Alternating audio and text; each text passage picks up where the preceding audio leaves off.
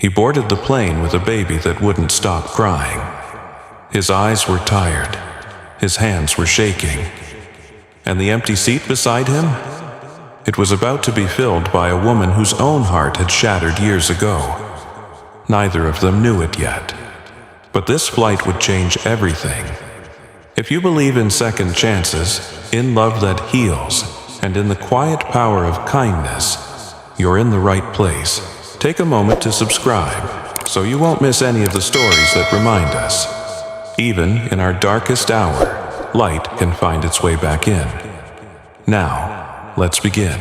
Jonas Hale had never flown before. He had never wanted to. He was a man of the ground, wrenches, steel, engines that sputtered and sparked beneath his hands. But now, he was up in the sky, 30,000 feet above everything that used to feel solid. And he was terrified. Not of the flight itself, but of the fact that his 4-month-old daughter, Maddie, wouldn't stop crying. She had been howling since the moment they passed through security, her tiny lungs no match for the sterile hush of the airport gate. Now, buckled against his chest in a baby carrier, her wails echoed through the narrow cabin like a fire alarm nobody could shut off. Jonas tightened his grip on the bottle of formula in one hand, bouncing his knee in vain. "Shh, sweetie," he whispered, his voice ragged. "We're almost there." He wasn't even sure where "there" was. Oregon?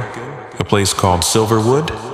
Some little dot on the map where a community center had offered temporary housing for single fathers like him. All he knew was that he had nothing left to lose. Not since Olivia passed. A woman 2 rows ahead turned to glare. A man across the aisle let out a heavy sigh.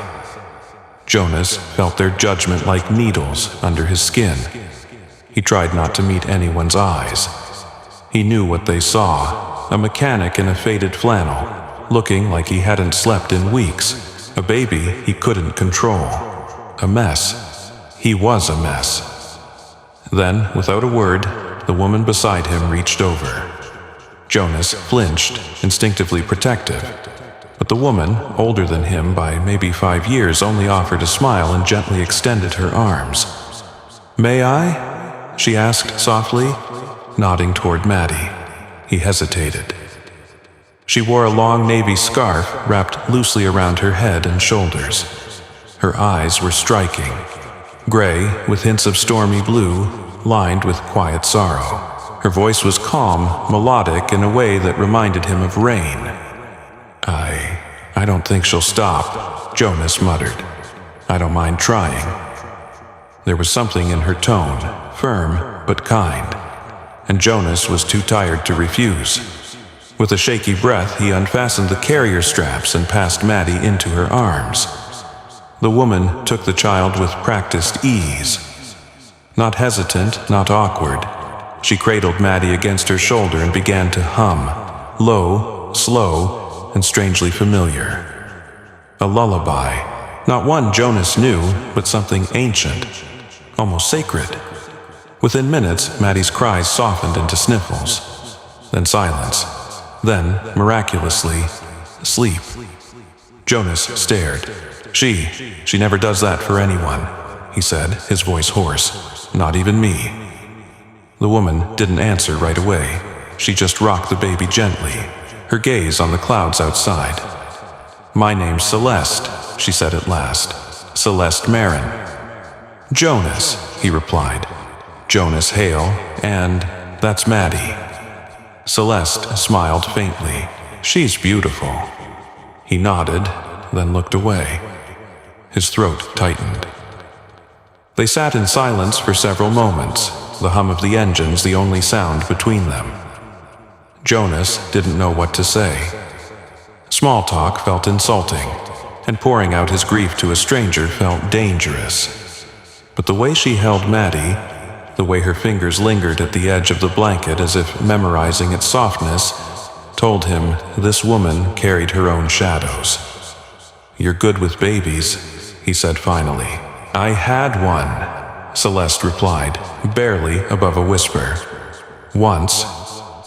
Jonas looked at her, but her expression didn't invite questions. It invited respect. "I'm sorry," he said, and meant it. Celeste nodded, her eyes still on Maddie.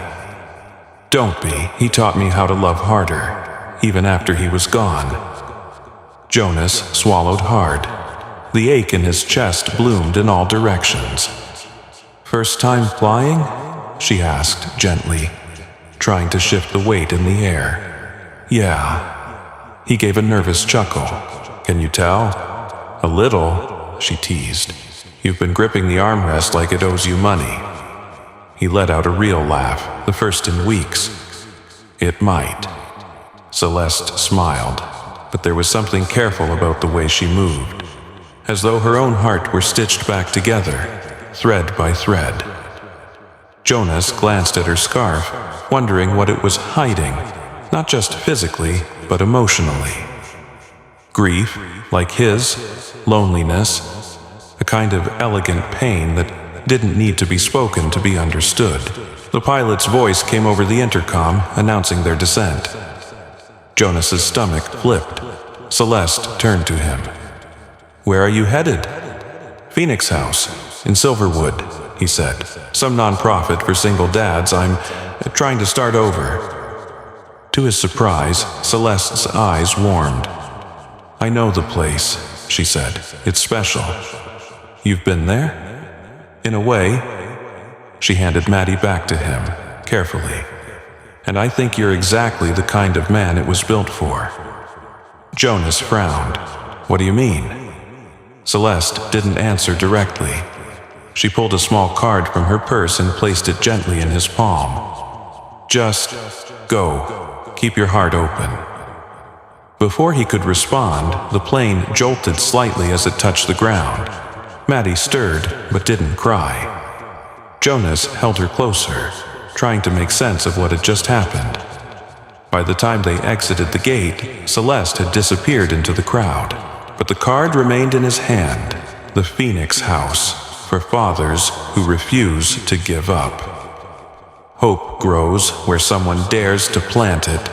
CM Jonas stared at the initials for a long time, his thumb tracing the elegant script. CM Celeste Marin. He didn't know who she was, but something told him. He hadn't seen the last of her. The drive from the airport to Silverwood was quiet, except for the soft gurgling sounds Maddie made in her sleep. Jonas kept glancing at the rearview mirror of the rideshare van, half expecting her to burst into tears again. But she didn't. She lay bundled in her carrier, cheeks pink from the cold, the corners of her tiny mouth curled in a dreamlike smirk. Jonas had no idea what she was dreaming about. He hoped it was something warm, something better than anything he could offer her right now. He held the card tightly in his hand, the one Celeste had given him. The paper was thick, the lettering embossed in gold. Not something a stranger usually handed out on a plane. Not something a woman like her carried by accident. The Phoenix House, for fathers who refuse to give up. The address was scrawled neatly on the back. Jonas had stared at it for 10 minutes before calling the rideshare. Part of him still thought this might be a mistake, but when the van pulled off the highway and began weaving through a narrow road lined with pine trees, something shifted in him. It didn't look like a place for broken men. It looked like the kind of place you'd come to heal. The entrance to the Phoenix House was nothing like Jonas expected. There was no neon sign, no sterile clinic vibe. Instead, there was a large wooden archway with ivy creeping along its frame, and a hand-carved sign that read, "Here, no one starts over alone." The van rolled to a stop in front of a 2-story lodge built from timber and stone. The wraparound porch held rocking chairs, a pair of worn boots by the front door, and a welcome mat that looked like it had been there for generations. Smoke curled from a chimney. Wind chimes danced gently in the winter breeze. Jonas stepped out slowly, hoisting Maddie's carrier with both hands. His boots crunched against the gravel. He was halfway to the porch when the door swung open, A man in his 60s stood there, tall and lean, with a full head of silver hair and a kind smile that reached his eyes. "You must be Jonas Hale," he said. "I'm Glenn. Welcome." Jonas blinked. "I? How did you—" "Celeste called ahead," Glenn replied simply. "She doesn't usually do that." That made Jonas stop. "She works here?" Glenn chuckled softly. In a manner of speaking, he motioned for Jonas to come inside. The warmth hit him like a wave. Crackling firewood, the scent of cinnamon, old cedar floors polished by years of footsteps. It felt like walking into a memory he didn't know he'd lost. Glenn led him into a cozy sitting room with overstuffed chairs and a bookshelf that stretched to the ceiling. There was a bassinet already waiting near the fireplace. "Looks like someone was expecting you," Glenn said with a wink.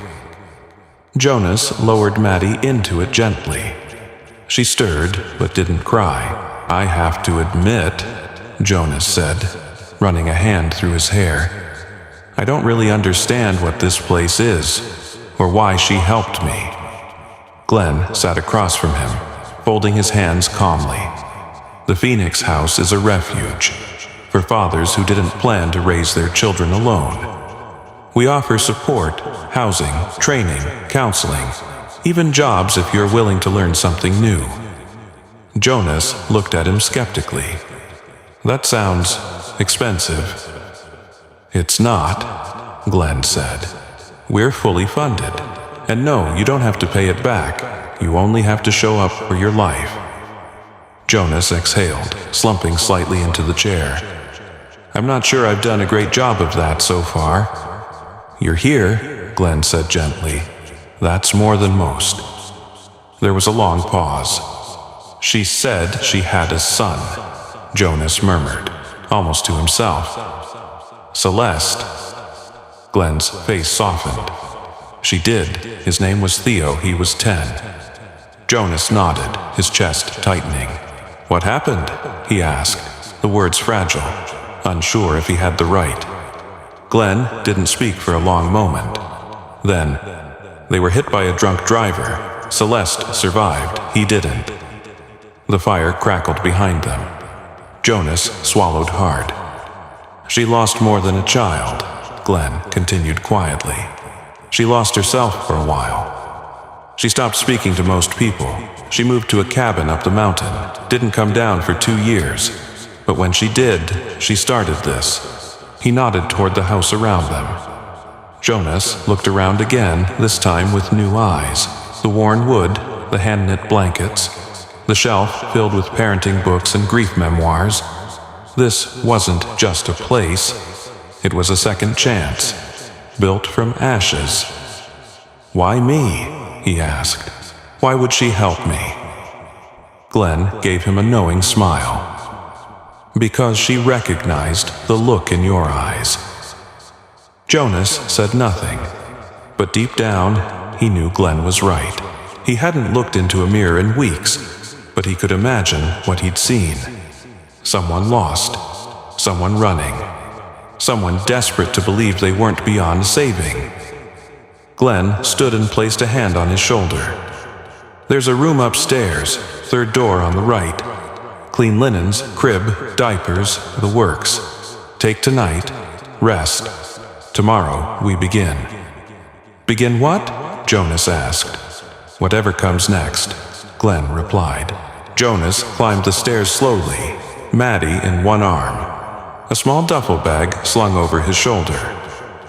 The door creaked open into a room flooded with soft light.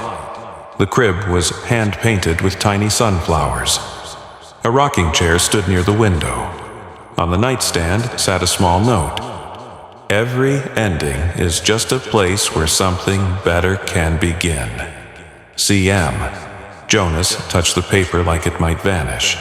He sat down in the chair, Maddie nestled in his arms, her breath warm against his chest.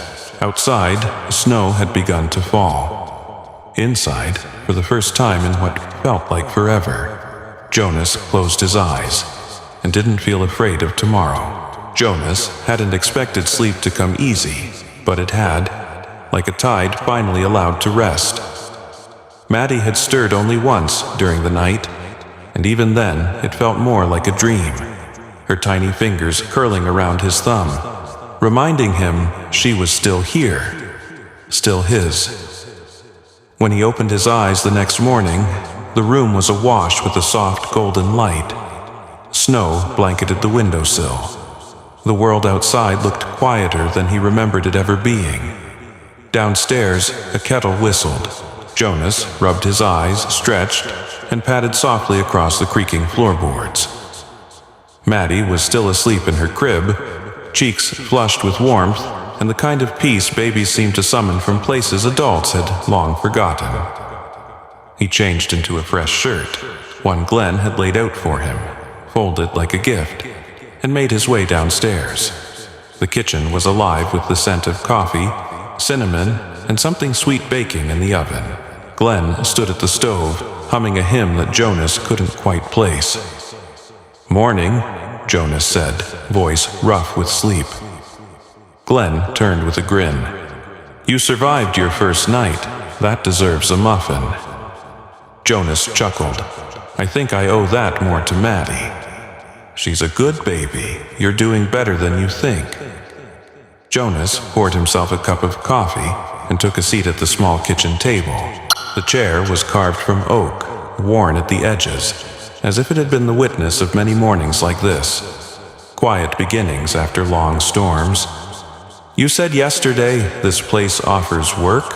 Jonas asked. Glenn nodded, plating a warm blueberry muffin and sliding it across the table. "That's right, nothing fancy. Maintenance, gardening, carpentry, helping other residents. We believe in hands busy with purpose." Jonas took a bite and closed his eyes. It wasn't just good. It tasted like home. "I'll do whatever you need," he said. "I know," Glenn replied. "But today, I want you to meet someone." Jonas looked up. "She's in the garden," Glenn added. "You'll find her near the sunflower bed." Jonas frowned. "Celeste?" Glenn smiled faintly but didn't confirm. "The garden will explain more than I ever could." It was colder than he expected. He wrapped Maddie snugly against his chest and stepped onto the path behind the lodge, which wound gently down into a small walled garden nestled among tall pines. There was something sacred about the space. No signs, no rules posted. Just soft wooden benches, flower beds asleep under the frost, and stone paths curved like old rivers. Wind whispered through the dry stalks of last season's blooms, and there she was, Celeste, kneeling beside a bed of frozen sunflowers, her scarf loose around her shoulders, fingers brushing gently over the snow-covered stems. Jonas approached quietly. For a moment, he didn't speak. There was something private in the way she moved, like she was speaking a language only the garden understood. "I didn't mean to interrupt," he said finally. "You didn't," she replied without looking up. "I was waiting." Jonas sat on the bench nearby, shifting Maddie in her carrier. "You come here often?" Celeste smiled softly. "Every day, even in winter." "Why?" She rose slowly, dusting her gloves, then sat beside him. "Because this is where things keep growing, even when they're not supposed to." Jonas didn't know what to say. The words felt bigger than the moment, heavy with meaning he hadn't yet earned. "I didn't thank you," he said after a pause. "For yesterday, for Maddie."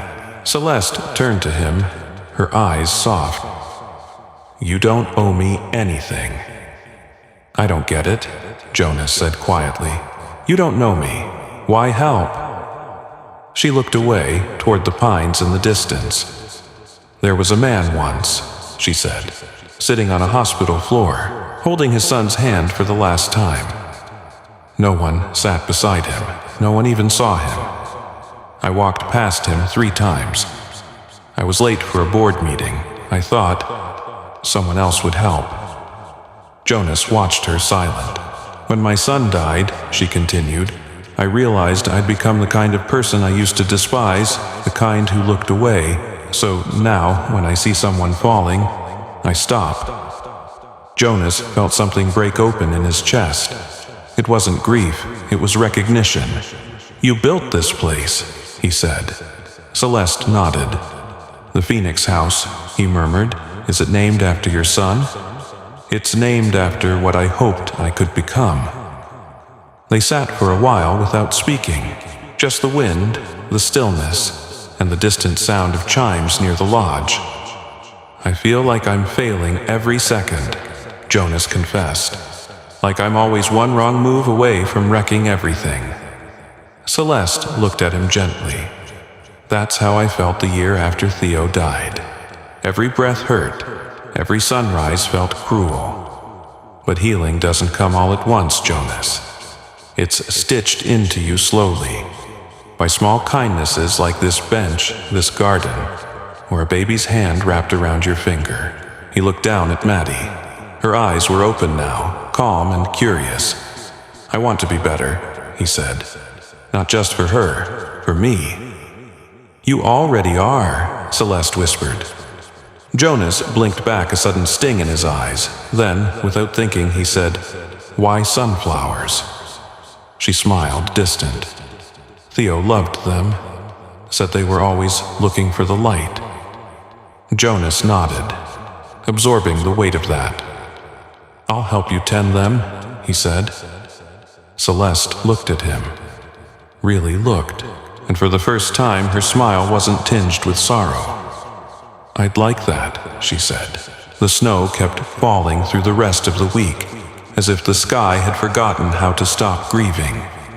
Yet, inside the Phoenix House, warmth held its ground. Flickering fires, quiet conversations, the gentle cadence of life returning in small, deliberate steps.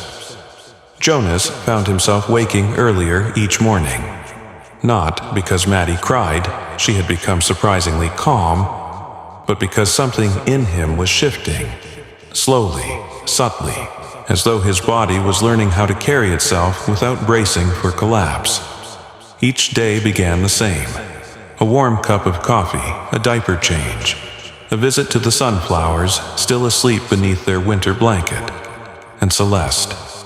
Always Celeste. Sometimes she was already there, seated on the bench, sketchbook in her lap. Other times she arrived just after him, her boots leaving perfect imprints in the snow. They spoke less now, but the silence was full, charged with a comfort Jonas hadn't felt with anyone in years. It was on the 5th morning that he heard her hum again. He had been rocking Maddie slowly, his gloved hand cupping the back of her head, when the melody began drifting through the stillness, soft, slow, and unmistakable. The same song Celeste had hummed on the plane. He looked up. "You sang that to Theo?" he asked gently. Celeste hesitated. Her breath came out in a puff of white. "It was his favorite," she said. "I used to sing it when he had nightmares, or when he couldn't sleep, or just because." Jonas nodded. "Maddie likes it too." Celeste turned toward him, the corner of her mouth lifting just slightly. "It's an old Welsh lullaby," she said. "My grandmother taught it to me. She said it was a prayer hidden in melody." Jonas closed his eyes, letting the tune settle into the space between them.